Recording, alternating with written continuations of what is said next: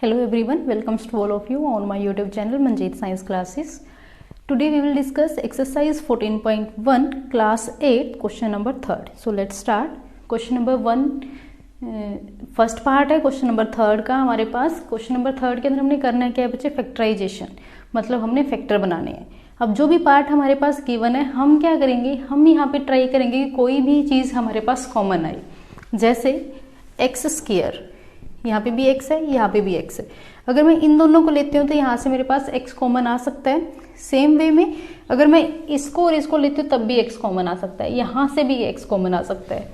But हमने pair कैसे बनाना है, हमने पेयर इस तरीके से बनाना है कि अगर मैं इन दोनों को कॉमन लूँ, इन दोनों को पेयर में लूँ तो यहाँ से x कॉमन आ रहा है. तो सेकेंड थिंग क्या देखनी है कि जो दूसरा हमारे पास पेयर बचा क्या उसके अंदर से भी कोई चीज़ कॉमन आ रही है या फिर नहीं.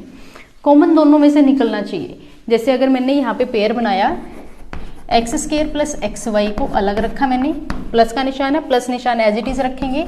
8x प्लस 8y को मैंने अलग से रखा. अब यहाँ से मेरे पास x कॉमन आ जाएगा. जैसे ही मैं x कॉमन लूँगी तो मेरे पास क्या बचेगा, 2x है. x का स्क्वायर मतलब x मल्टीप्लाई x. इसको सिंपल हम ऐसे भी लिख सकते हैं, x multiply x plus x multiply y. क्योंकि x स्क्वायर कैसे आएगा, जब x की x के साथ मल्टीप्लाई करेंगे, और एक्स वाई कैसे आएगा, जब x और y की मल्टीप्लाई करेंगे. प्लस निशान एज इट इज. यहाँ पे क्या है, 8 मल्टीप्लाई x किया होगा तब हमारे पास 8x आया होगा, एंड 8 मल्टीप्लाई y. क्लियर. अब जो भी चीज़ हमें सेम दिखेगी उसी को हमने कॉमन निकाल लेना है, उसी को हम बाहर निकाल लेंगे. अब x इसके अंदर भी है और x इसके अंदर भी है. सो मैंने x को कॉमन लिया.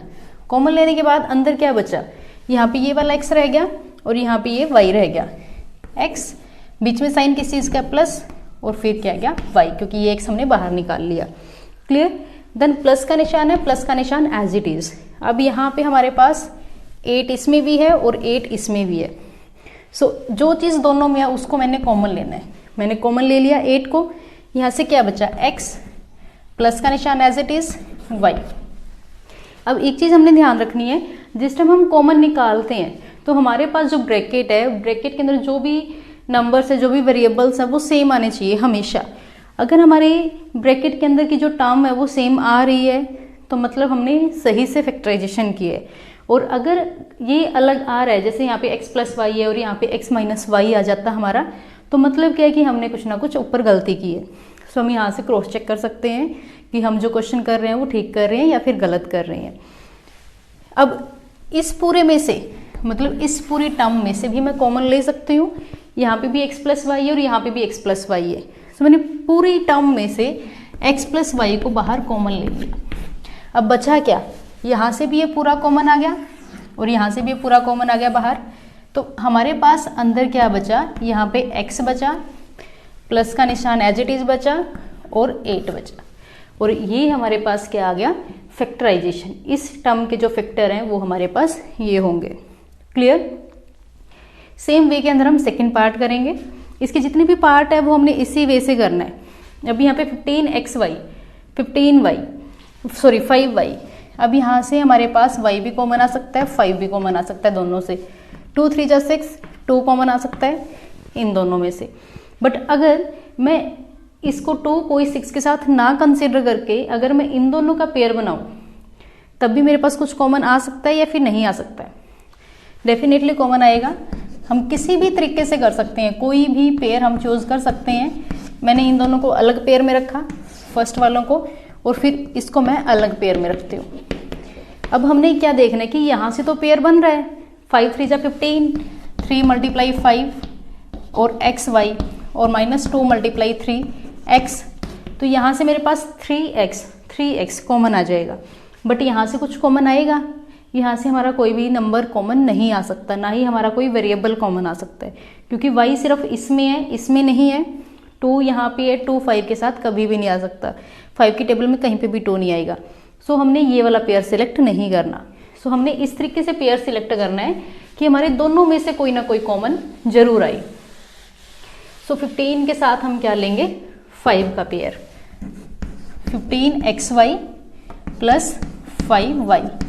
ये हमारा एक पेयर हो गया. Then second 6x -2. अब यहाँ से एक चीज़ ध्यान रखने वाली है, अब माइनस है, जैसे मैंने यहाँ पे ब्रैकेट लगाई, यहाँ पे मैंने ब्रैकेट लगाई थी, प्लस का निशान था, प्लस का निशान अंदर था, बट यहाँ पे अगर मैं इस माइनस के निशान को ऐसे कर देती हूँ, मतलब ये माइनस मैंने यहाँ पे बाहर ले लिया, 6 वाला माइनस मैंने बाहर ले लिया, बट 2 का निशान मैंने अंदर ले लिया, तो ये चीज़ गलत हो जाएगी। अगर हम किसी भी साइन को, प्लस को या फिर माइनस को कॉमन ले रही हैं तो इसका इफेक्ट अंदर ब्रैकेट के अंदर भी पड़ता है। जैसे मैंने यहाँ से अगर माइनस कॉमन लिया 6 में से, तो 6 किसका हो गया, प्लस का, और अगर बाहर ले रहे हैं तो वो 2 से भी कॉमन आएगा। अगर यहाँ 2 से मैंने माइनस के निशान को कॉमन ले लिया तो 2 क्या हो जाएगा, प्लस का।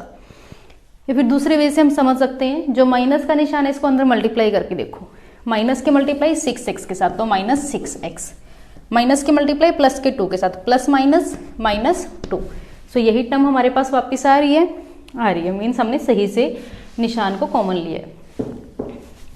सेम वे के अंदर क्या करेंगे, 15 को मैं लिख सकती हूँ 3 multiply 5 multiply x multiply y plus 5 multiply y minus, ये अलग ब्रैकेट है हमारी।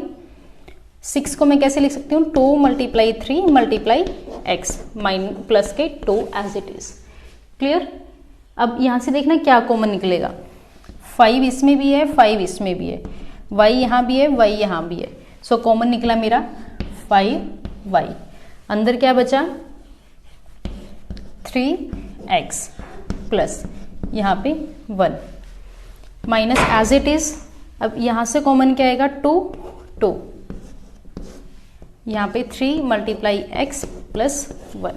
अब हमने क्या देखना है, 3x प्लस 1, 3x प्लस 1 दोनों सेम है, तो यहाँ से हम क्या लेंगे, 3x प्लस 1 ओवरऑल कॉमन लेंगे, फिर ब्रैकेट में क्या बचेगा, 5y माइनस 2। क्लियर। सो ये था हमारा क्वेश्चन नंबर 3 का first part and second part. Next video में हम डिस्कस करेंगे क्वेश्चन नंबर 3 का ही जो नेक्स्ट 3 पार्ट्स हैं उनको। Okay, thank you, have a nice day.